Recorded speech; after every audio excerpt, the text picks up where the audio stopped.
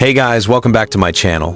Today, I'm going to show you how to get started with Google Sheets, even if this is your first time. So first, open your browser like Chrome or Edge and go to sheets.google.com. Make sure you're signed into your Google account.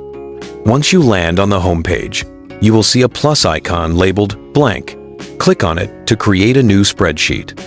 This is your Google Sheet. Every small box is called a cell. Cells are organized in rows and columns. Columns are labeled with letters across the top like A, B, C, and rows are labeled with numbers down the left like 1, 2, 3. So if someone says cell A1, they mean column A, row 1, that small box where both meet. Now to enter data, simply click on any cell and start typing. It could be text like a name, or numbers like a price or quantity. Press Enter to move down, or Tab to move to the right. At the top, you have a toolbar. That toolbar is where all your formatting happens. You can bold text, change font size, change color, align text, and more. You can also click Insert at the top if you want to insert a chart or an image.